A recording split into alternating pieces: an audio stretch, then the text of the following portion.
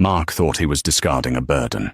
His mother, Linda, thought she was finally getting rid of a useless daughter-in-law. They threw Sarah out into a freezing storm without a coat, laughing as they slammed the door on her marriage. But they made a fatal miscalculation. They didn't check the mail that morning, and they didn't let her finish her sentence. Because if they had, they would have known Sarah wasn't just leaving with a broken heart. She was leaving with 3 heartbeats inside her, and a secret inheritance that would make their entire existence look like pocket change. This is the story of the regret that cost a family everything. The grandfather clock in the hallway of the Jenkins estate ticked loudly, echoing the tension that had settled over the dining room like a suffocating fog. Sarah Jenkins stared down at her plate, her hands trembling slightly in her lap. She wasn't hungry. In fact, the nausea that had been plaguing her for weeks was currently doing somersaults in her stomach. Across from her, her husband, Mark Jenkins, was scrolling through his phone, ignoring her existence. At the head of the table sat Linda, Mark's mother, and the true ruler of the household. Linda sliced into her steak with surgical precision, her eyes darting towards Sarah with familiar disdain. "You've barely touched your food, Sarah," Linda said, her voice sharp. "I suppose when you contribute nothing to the household finances, you don't feel the need to appreciate the food provided by my son's hard work." Sarah swallowed hard, fighting the urge to run to the bathroom. "I'm sorry, Linda. I haven't been feeling well lately." "Feeling well?" Mark scoffed without looking up from his screen. "You're never feeling well, Sarah. It's always a headache, or a stomachache, or you're just tired." "Tired from what? Sitting around the house while I work 60 hours a week at the firm?" "I keep the house clean, Mark. I cook. I manage the bills." "Any maid could do that for minimum wage," Linda interrupted, taking a sip of red wine. "Mark needs a partner, Sarah. A power couple dynamic. Look at the Davises. His wife runs a marketing agency. They just bought a vacation home in Aspen. What do you bring to the table, besides gloom and silence?" Sarah clenched her fists under the table. She had something to tell them. Something that should have changed everything. Earlier that afternoon, she had visited the free clinic downtown. Dr. Emily Thorne had looked at the ultrasound with wide eyes before delivering news that had nearly made Sarah faint. Triplets. She was pregnant with 3 babies. Despite the toxicity of this house, a spark of hope had ignited in Sarah's chest. Surely Mark wanted a family. He had spoken about it years ago, before the bitterness set in, before Linda moved in and poisoned his ear against her. "Mark," Sarah said softly, her voice wavering, "I actually have news. Important news." Mark finally looked up, but his expression wasn't one of curiosity. It was one of annoyance, mixed with a strange, nervous energy. He glanced at his mother, then back at Sarah. "That's funny," Mark said, wiping his mouth with a napkin and throwing it onto the table. "Because I have news too, and I think mine takes precedence." The doorbell rang. "Ah," Linda smiled, a cruel, predatory grin spreading across her face. "That must be our guest. Sarah, be a dear and answer it, since you're essentially the help, anyway." Sarah stood up, her legs feeling like lead. She walked to the heavy oak door and pulled it open. Standing on the porch, shaking rain from a designer umbrella, was a woman Sarah recognized instantly. Jessica Vance. She was the daughter of one of the partners at Mark's law firm. She was blonde, sharp-featured, and dressed in a suit that cost more than Sarah's entire wardrobe. "Hi, Sarah," Jessica said, breezing past her without waiting for an invitation. The scent of expensive perfume filled the hallway, choking Sarah. Jessica walked straight into the dining room and sat in Sarah's chair. "Jessica!" Mark beamed, his demeanor changing instantly from sullen husband to charming professional. "Right on time." Sarah walked back into the room, confusion clouding her mind. Mark? What is she doing here? Mark stood up and walked over to Jessica, placing a hand possessively on her shoulder. He looked at Sarah with dead eyes. We're celebrating, Sarah. Jessica and I just closed a massive deal today. And we decided it was time to stop pretending. Pretending? Sarah whispered.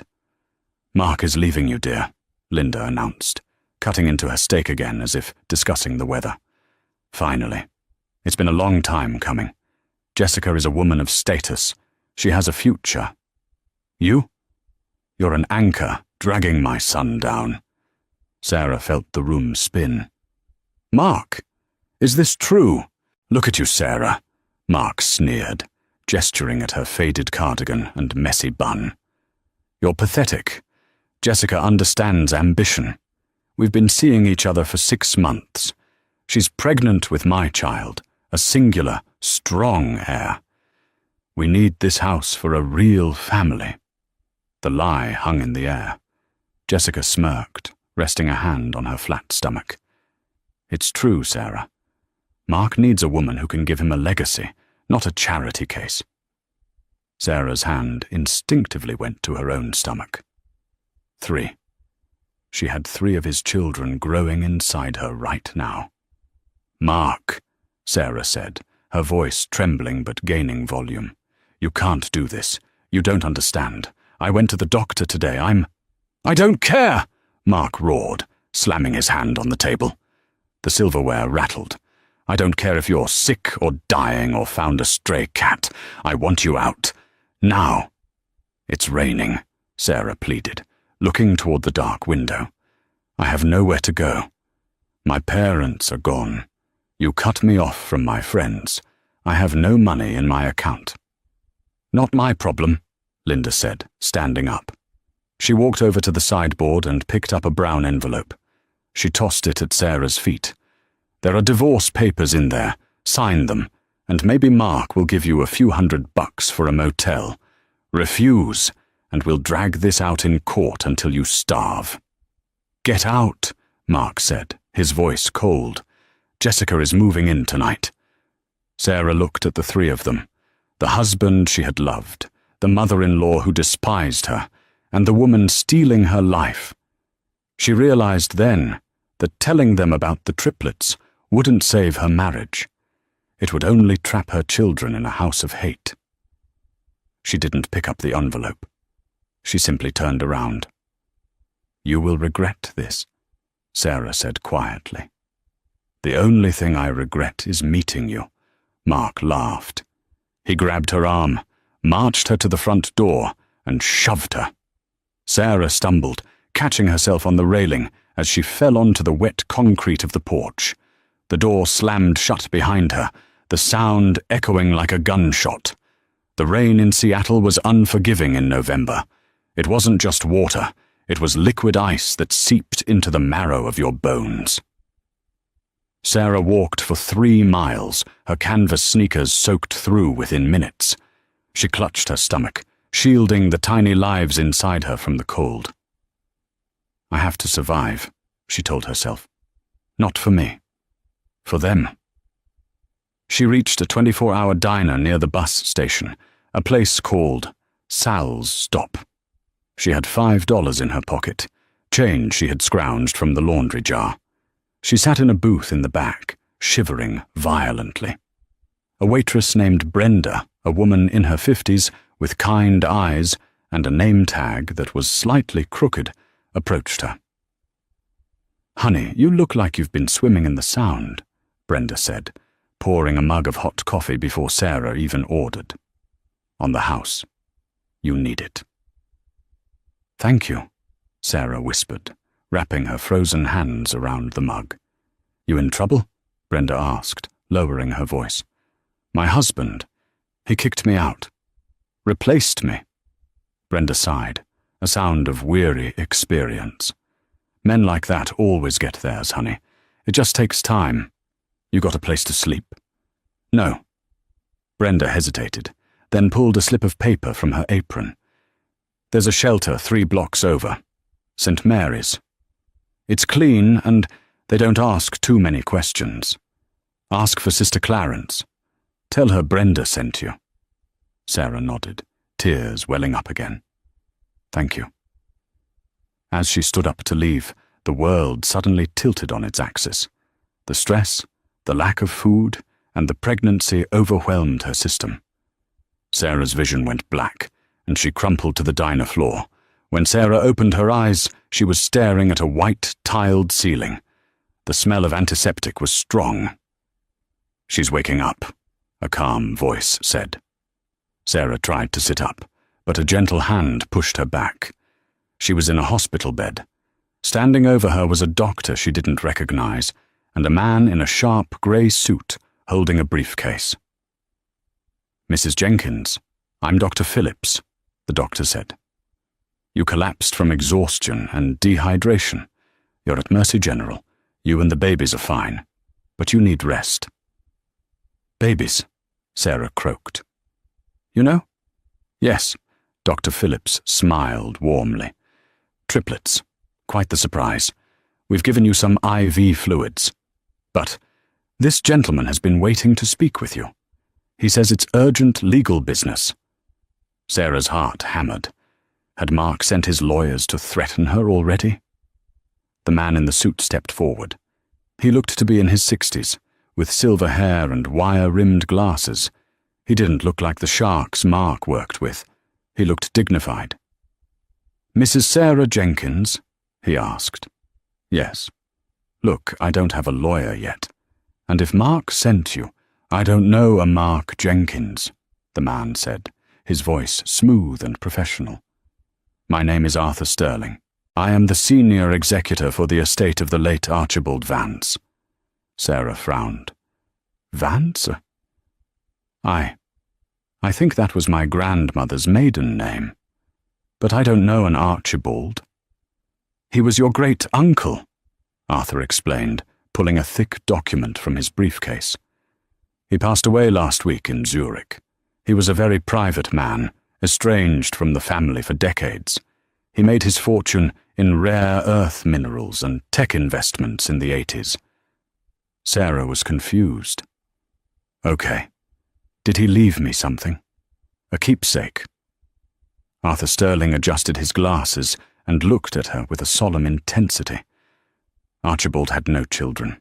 He spent the last 5 years having his private investigators track down his only living relative who possessed, and I quote, "a kind heart in a cruel bloodline." His investigators watched you for months, Sarah. They saw how you cared for your mother before she died. They saw how you volunteered at the animal shelter despite your husband forbidding it. Sarah sat up straighter. "I don't understand." "Mrs. Jenkins," Arthur said, opening the folder. "Archibald left his entire estate to you. The liquid assets alone total $102 million.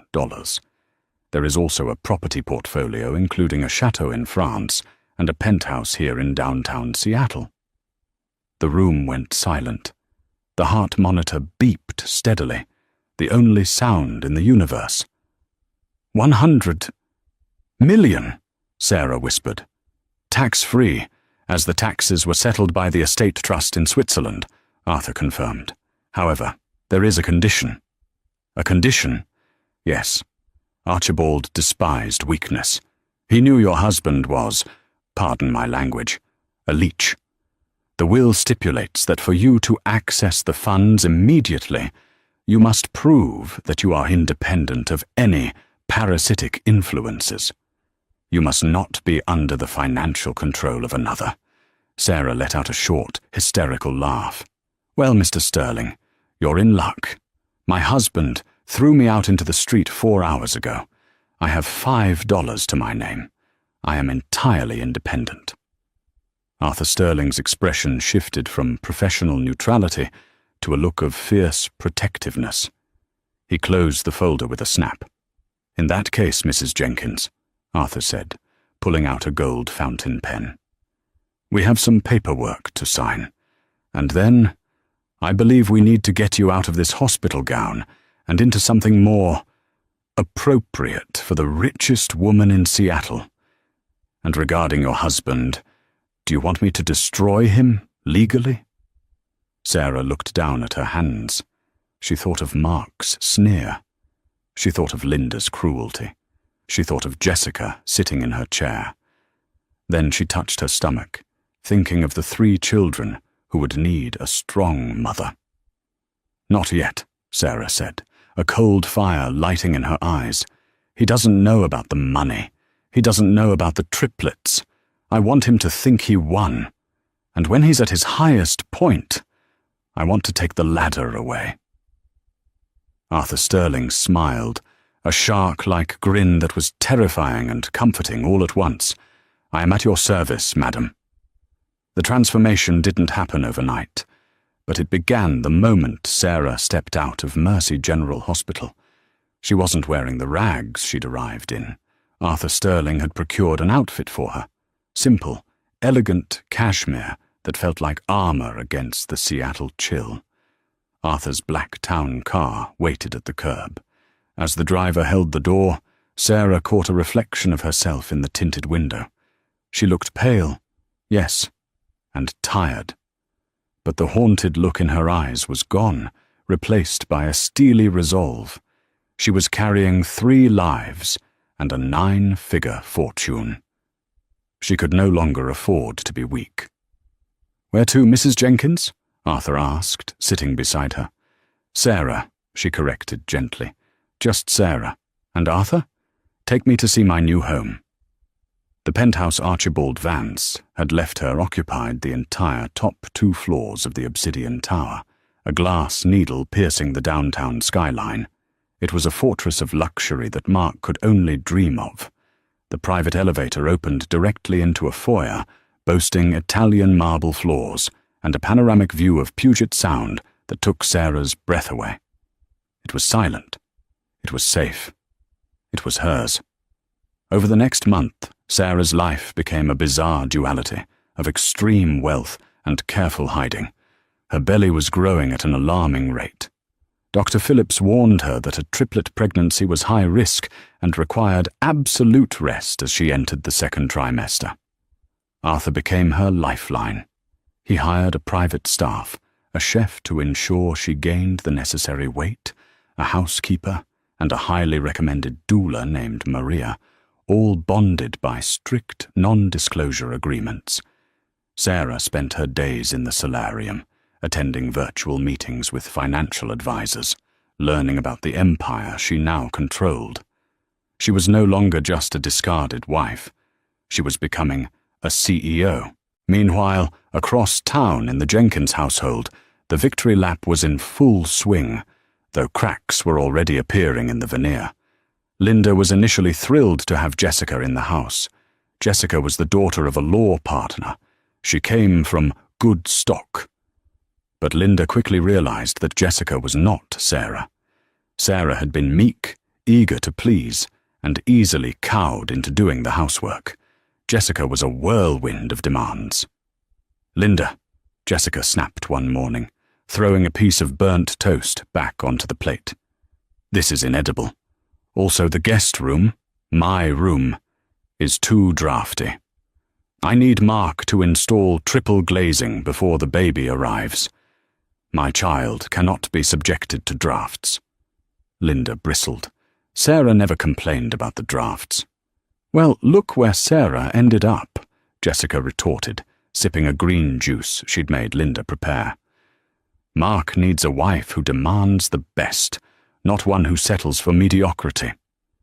By the way, I put those hideous ceramic cats of yours in storage. They clashed with my feng shui." Linda clutched her pearls, her blood pressure rising. She had wanted a power couple, but she hadn't anticipated being dethroned in her own home. Mark, too, was feeling the pressure. He was so eager to prove he was worthy of Jessica and her father's approval at the firm that he was hemorrhaging money. He leased a new Porsche he couldn't afford to impress her. He financed a complete remodel of the master bedroom because Jessica refused to sleep in Sarah's old bed. He was sitting at his desk, sweating over credit card statements, when his phone rang. It was a process server. "Mark Jenkins, you've been served." Mark hurried to the door and snatched the papers. He tore open the envelope, expecting a pathetic handwritten plea from Sarah asking for money. Instead, he found impeccable legal documents. Sarah was filing for divorce on the grounds of adultery and irreconcilable differences. She was asking for nothing. No alimony, no share of the house, no portion of his retirement savings. Just a clean break. Mark laughed out loud, a sound of pure relief and arrogance. "Mom, Jessica, look at this." They gathered in the kitchen. Linda read the papers and smirked. "The girl has finally done something smart. She knows she can't fight us. She's giving up without a whimper." "It's pathetic, really," Jessica said, examining her manicure. "She must be living under a bridge. Just sign them, Mark, and let's be done with her." Mark pulled out a pen, feeling like the king of the world. He was getting everything he wanted, and it wasn't costing him a dime in settlements. He had no idea that the woman he thought was destitute was currently watching a documentary about cheaters on an 85-inch television that cost more than his new Porsche. By her 5th month, Sarah could no longer hide her pregnancy with baggy sweaters. She looked like she was full term with a single baby. Moving around the penthouse was becoming difficult. Her back ached constantly, and her ankles were swollen. But the divorce had to be finalized. Mark's lawyer insisted on one final, in-person meeting to sign the decree absolute. It was a power move, Arthur explained. Mark wanted to see her broken one last time. "You don't have to go, Sarah," Arthur said, pacing her living room. "I can handle it. You shouldn't be under this stress." Sarah sat in a plush armchair, her hands resting on her massive stomach. She felt a flutter, baby bee kicking. "No, Arthur. I need to do this. I need him to see me and see nothing but what he wants to see. It's the only way I'll be truly free." With the help of Maria the doula and a stylist Arthur hired, they crafted a disguise. Not a fake nose or wig, but a disguise of perception. Sarah wore a faded, oversized grey tracksuit that looked cheap and worn. They didn't cover the dark circles under her eyes. She wore no makeup. "You look exhausted and defeated," Maria said sadly, helping her put on scuffed sneakers. "Perfect," Sarah replied. Arthur accompanied her, posing as a court-appointed mediator to avoid suspicion about her having high-powered counsel. They met at a sterile conference room in downtown Seattle, neutral ground. When Mark walked in, he looked like $1 million, though Sarah knew his credit cards were maxed out from Arthur's investigative reports. Jessica was with him, of course. She wore a tight white dress that emphasized a stomach that was still perfectly flat, despite her claims of being 3 months pregnant. Mark stopped short when he saw Sarah. He took in the baggy sweats, the tired face, the slumped shoulders. He didn't notice the pregnancy. He only saw the poverty. "Wow," Mark said, sliding into the chair opposite her. "Life hasn't been kind to you, has it, Sarah? You look terrible." "Hello, Mark," Sarah said, her voice quiet and steady. Jessica sat next to Mark, placing her expensive designer handbag conspicuously on the table. "Let's make this quick. I have a prenatal yoga class in an hour, though I don't suppose you know anything about that sort of self-care, Sarah." Sarah's blood boiled, but she kept her face neutral. "You have no idea what I know," she thought, feeling 3 distinct tumbles inside her. Mark slid the papers across the table. "Here. It's exactly as you asked. You get nothing. I get everything. Just sign on the dotted line, and you can go back to whatever hole you crawled out of." Sarah picked up the pen. Her hand didn't shake. "Before I sign," Sarah said, looking Mark directly in the eyes for the first time, "I want to thank you." Mark frowned. "Thank me? For what? kicking you out? Yes, it was the best thing you ever did for me. Mark laughed cruelly. Delusional to the end. Just sign the papers, Sarah. She signed her name with a flourish. Sarah Jenkins, for the last time.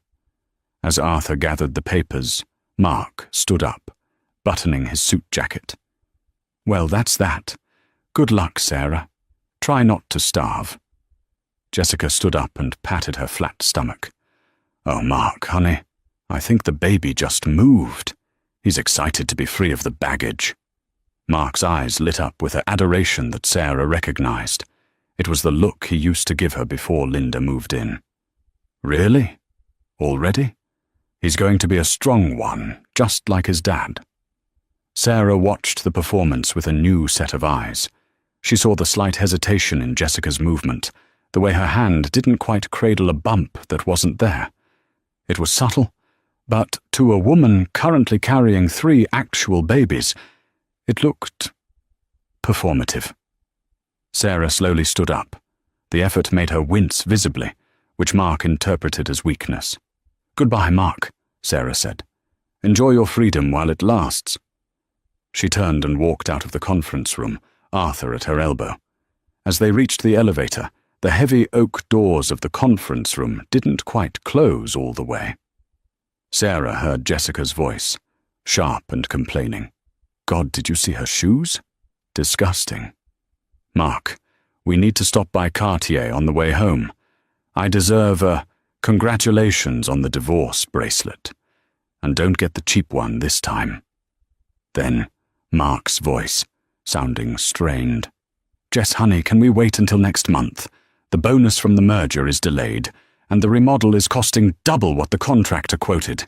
Wait! Jessica's voice rose to a screech. I am carrying your heir, Mark Jenkins! You do not tell me to wait!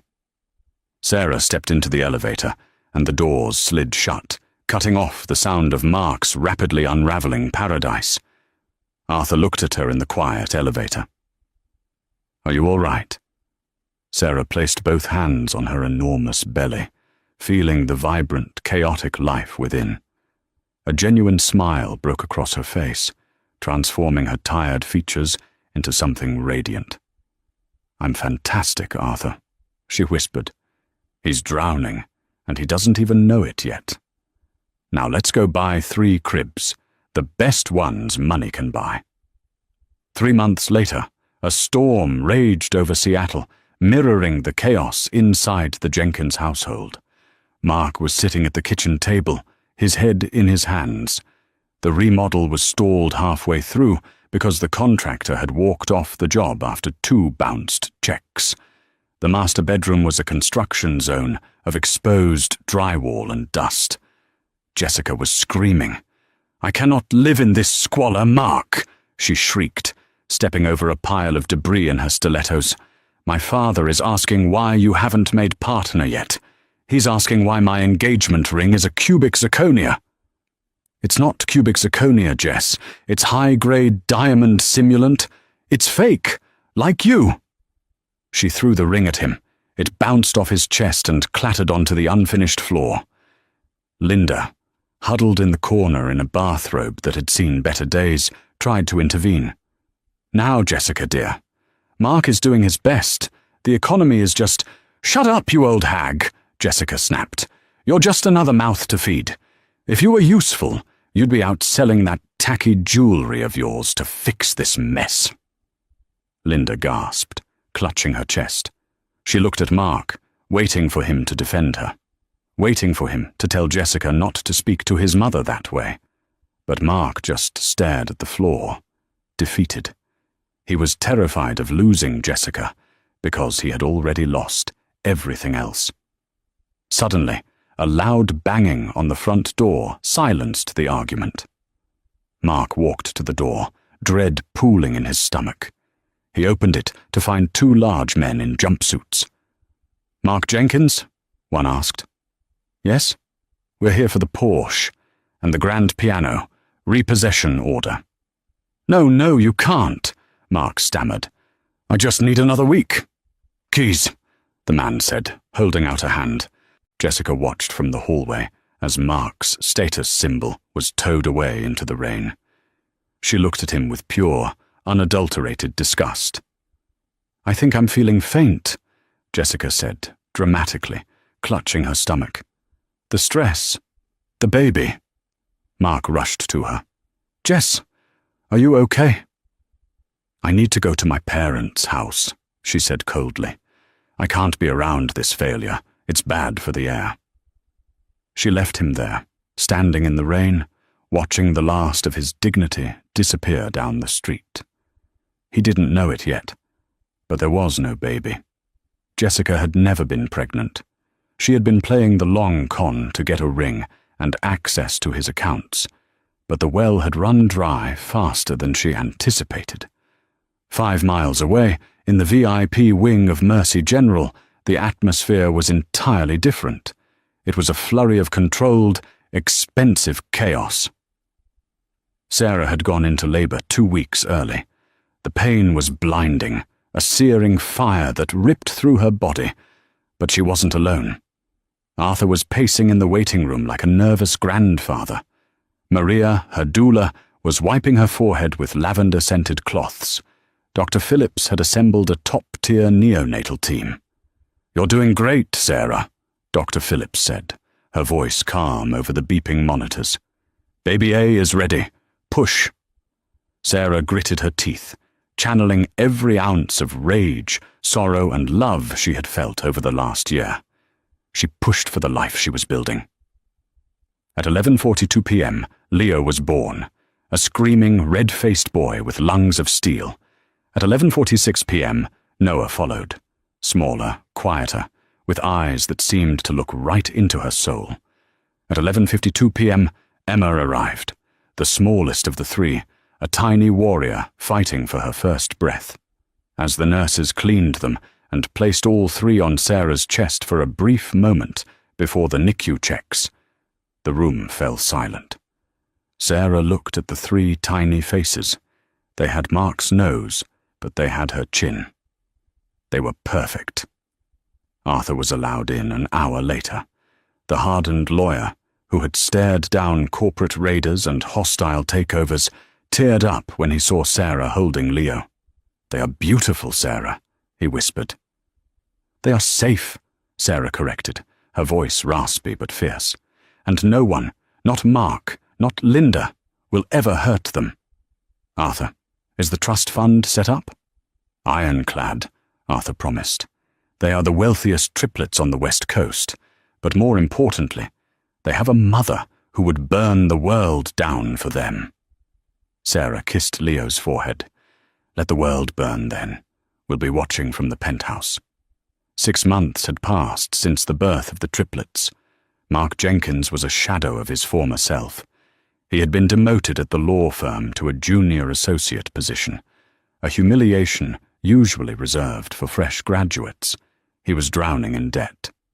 Jessica had miscarried, a lie she delivered over text message, and subsequently broke off the engagement, moving to New York with a hedge fund manager the following week. Mark was left with a gutted house, a mountain of bills, and a mother who did nothing but complain about her arthritis and the lack of good heating. Then the invitation came. It was a heavy, cream-colored envelope with gold leaf embossing. The Vance Foundation Charity Gala, honoring the future of Seattle. Tickets, $5,000 per plate, waived for invitees. Mark stared at it at his desk. The Vance Foundation was new, mysterious, and rumored to be backed by old European money. Every major partner at his firm was trying to get an invite. If Mark could go, if he could land just one wealthy client there, he could save his career. He could fix the house. He could get his life back. "I have to go," he muttered. He maxed out his last emergency credit card to rent a tuxedo and buy a decent gown for his mother. He needed Linda there to play the sympathy card. The devoted son taking care of his elderly mother angle usually worked on older widows. The gala was held at the Grand Seattle Hotel Ballroom. It was a sea of diamonds, silk, and power. Mark walked in with Linda on his arm, sweating slightly in his rented tux. "Try not to look so desperate, Mark," Linda hissed, adjusting her fake pearl necklace. "And get me a champagne. My hip is killing me." Mark navigated the room, handing out business cards that people politely took and immediately dropped on passing waiter trays. He felt invisible. He felt small. Then the lights dimmed. A spotlight hit the stage. "Ladies and gentlemen," the Master of Ceremonies announced, "please welcome the chairwoman of the Vance Foundation, the woman who has single-handedly funded the new children's wing at Mercy General and the Downtown Revitalization Project, the elusive, the generous, Mrs. Sarah Vance Jenkins." Mark froze. He stopped breathing. The glass of champagne in his hand slipped, shattering on the marble floor. Sarah. The double doors at the top of the grand staircase opened. Sarah stepped out. She was unrecognizable from the woman he had thrown out in the rain. She wore a custom deep emerald gown that hugged her figure, a figure that was curvaceous and strong. Her hair was styled in glamorous Hollywood waves. Diamonds, real ones that caught the light like stars, dripped from her ears and neck. She didn't look down. She looked like a queen surveying her subjects. Walking beside her, looking dapper in a tuxedo, was Arthur Sterling, and behind them, 3 nannies pushed 3 antique prams, parading the Vance heirs for the first time. The room erupted in applause. That's Sarah," Linda gasped, her face draining of color. "Mark, that's Sarah, and are those babies?" Mark couldn't speak. His brain was short-circuiting. The millions, the Vance name, the timeline. "She has money," Mark whispered, a hunger rising in his chest that overpowered his shock. "She's rich. She's loaded." He didn't think. He didn't consider the divorce decree. He only saw a lifeline. He straightened his tie, puffed out his chest, and began to shove his way through the crowd toward the stage. "Sarah," he shouted, waving his hand. "Sarah! Honey!" People turned to stare at the frantic man in the ill-fitting tuxedo. Mark ignored them. He dragged Linda along with him. Sarah had just reached the bottom of the stairs when Mark broke through the security line.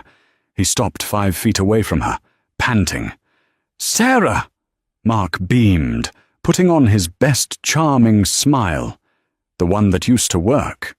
"My God, you look incredible. I knew you'd land on your feet." The music stopped. The room went deadly silent. The elite of Seattle watched with bated breath. Sarah paused. She slowly turned her head to look at him. Her expression wasn't angry. It wasn't sad. It was bored. "Do I know you?" she asked, her voice projecting clearly through the silent ballroom. Mark's smile faltered. "Sarah, stop joking. It's me. Mark. Your husband. And are those our children?" He looked greedily at the prams. "I have a right to see them. I'm the father." Arthur Sterling stepped forward, blocking Mark's path. He looked at Mark like one might look at a stain on a rug. "Correction," Arthur said loudly. "You are the ex-husband who signed away all parental rights and financial claims 6 months ago in exchange for a quick divorce. I have the documents in my safe if you need a reminder." Murmurs rippled through the crowd. "Ex-husband? Signed away rights?" Mark turned red. "Now wait a minute. We were going through a rough patch. Sarah, baby, tell them. I love you. We can be a family again. Look at us. We belong together." He reached out to grab her arm, just as he had done the night he threw her out. But this time, Sarah didn't stumble. 2 large security guards materialized from the shadows, grabbing Mark's arms. Sarah took a step closer to him. She leaned in, so only he and the front row could hear. "You wanted a power couple, Mark," she said, her voice like ice. "You wanted someone with status. Well, here I am. But you? You're just a guest who broke a glass, and I don't associate with people who break things. She looked at the security guards. Please remove this man and his mother. They are trespassing. You can't do this, Linda screeched as a guard took her arm. I'm the grandmother. I have rights. Those babies are Jenkins' blood. They are Vance blood now, Sarah said calmly, and the only thing they will inherit from you is the story of how not to treat family. Sarah! Mark screamed as he was dragged backward, his heels skidding on the polished floor. Sarah, please, I'm broke. They took the car. I have nothing. Please. Sarah didn't even blink. She turned back to the crowd, raised her champagne flute, and smiled. Shall we proceed with the auction? The first item is a vintage Porsche. I believe it was recently repossessed from a local lawyer who couldn't pay his bills. All proceeds go to charity. The room exploded with laughter and applause. Sarah watched Mark being thrown out the front doors, back into the rain where he belonged. The silence that followed Sarah's departure from the gala was not the peaceful kind. It was the heavy, suffocating silence of a vacuum. In the Grand Seattle Hotel ballroom, the city's elite stood frozen for a beat too long, their eyes darting between the closed mahogany doors where Mark had been dragged out and the radiant woman who remained center stage. Sarah didn't give them the satisfaction of a breakdown. She didn't offer a tearful explanation. She simply adjusted the emerald strap of her gown and turned to Arthur Sterling. The auction, Arthur, she said, her voice clear and resonant. Let's not keep the children's wing waiting for its funding. As the room erupted into a forced, frantic cheer, the kind of noise people make when they realize they've been backing the wrong horse for years, Sarah felt a strange lightness. The weight she had carried since that rainy night on the porch hadn't just been lifted. It had been transmuted into gold. While Sarah was toasting to a new era of philanthropy, Mark Jenkins was hitting the wet pavement of the sidewalk with a sickening thud. The security guards didn't just escort him out, they discarded him. Stay out, one of the guards growled, a man named Marcus, who had worked for the Vance estate for months and knew exactly what Mark had done to his boss. If you so much as breathe toward this building again, we won't call the police. We'll call the cleaners. Mark scrambled to his feet, his rented tuxedo torn at the shoulder, the white shirt stained with city grime. Beside him, Linda was a heap of damp silk and wounded pride.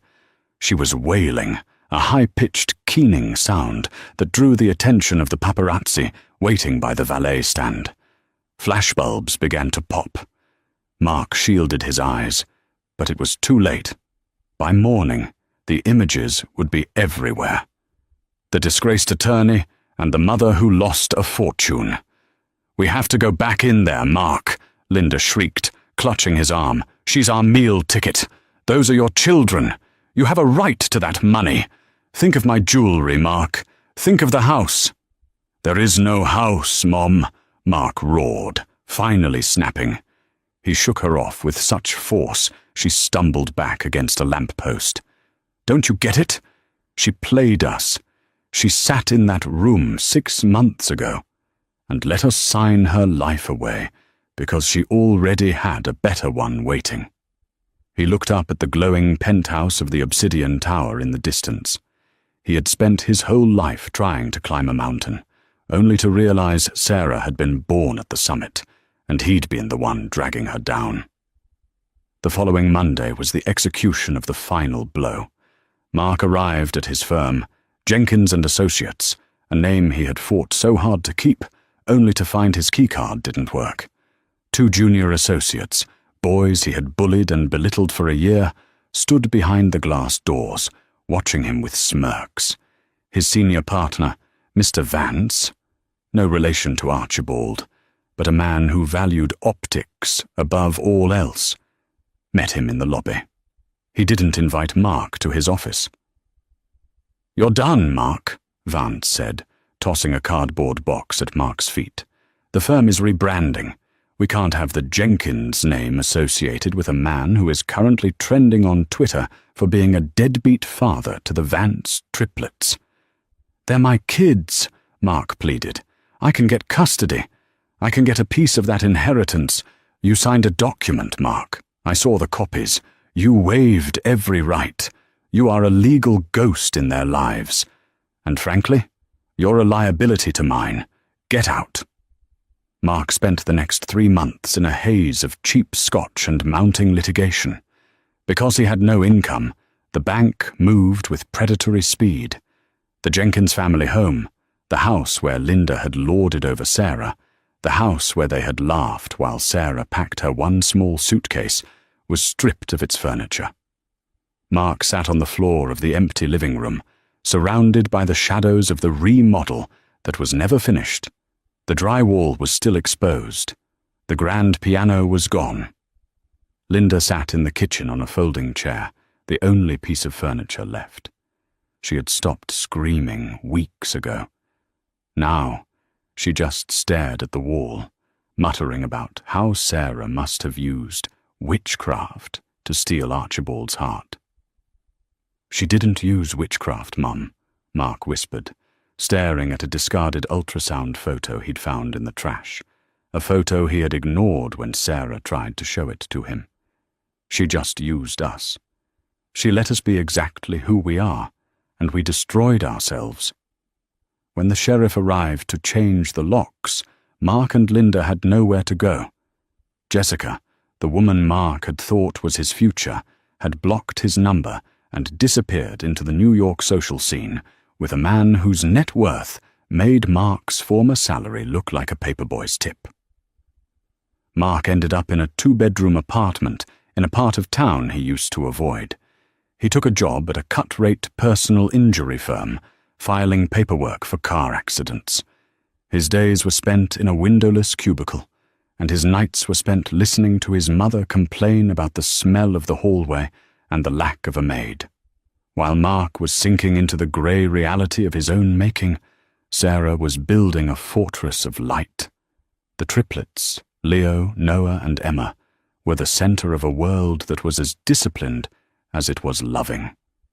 Sarah didn't raise them as spoiled heirs. She raised them with the memory of the diner waitress who gave her a free cup of coffee and the doctor who saw her when she had no insurance. Arthur Sterling became more than a lawyer.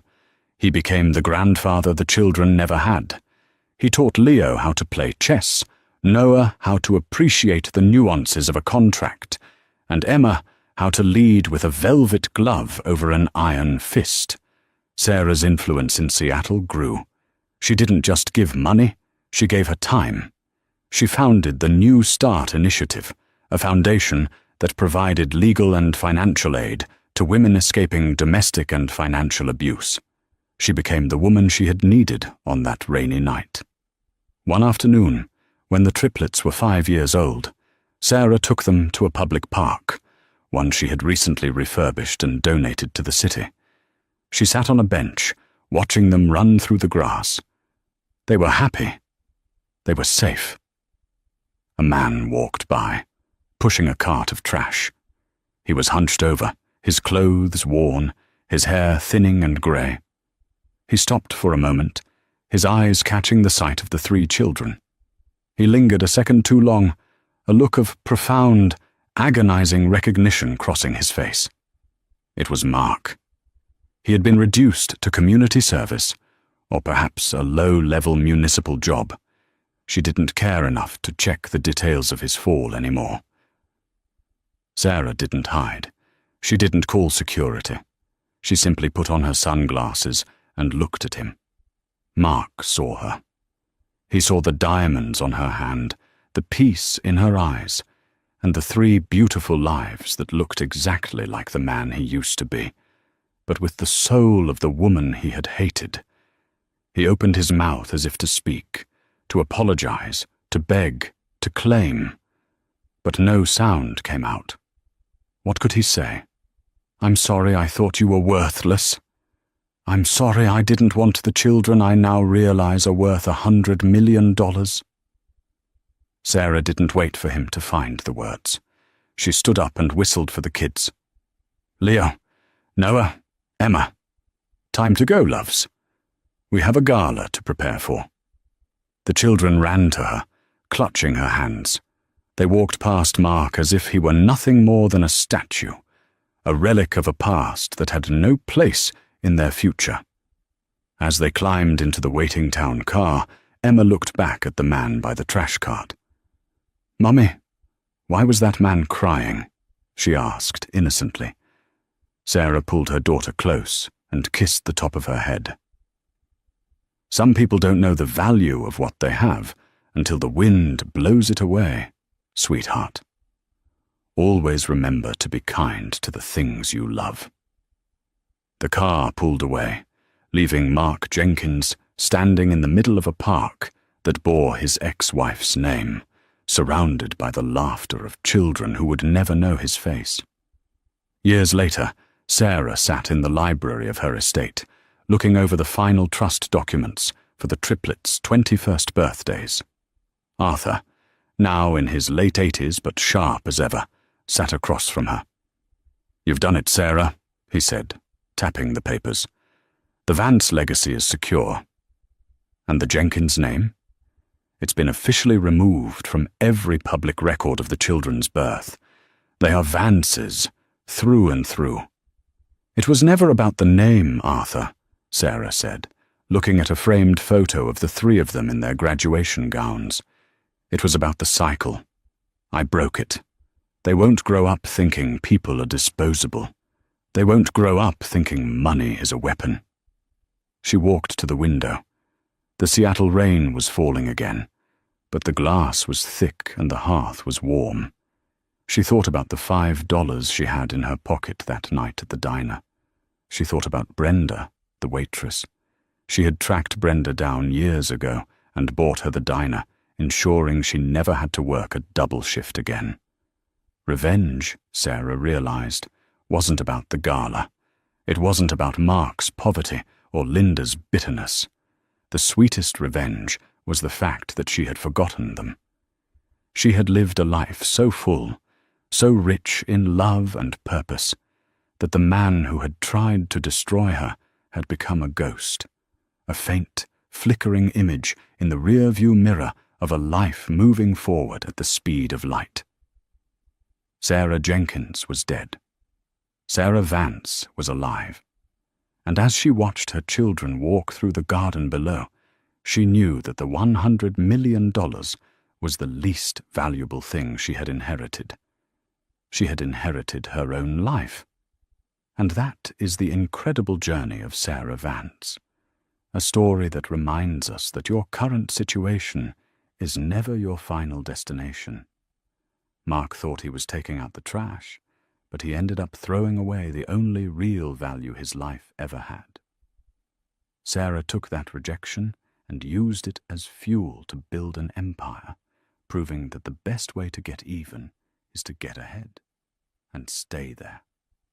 What part of Sarah's journey resonated with you the most? Was it the moment she realized her own worth, or the final look she gave Mark in the park? Let us know in the comments below. We love hearing your thoughts on these stories of justice and triumph. If you want to see more stories like this, where the underdog finally comes out on top, make sure to subscribe to our channel and hit that like button.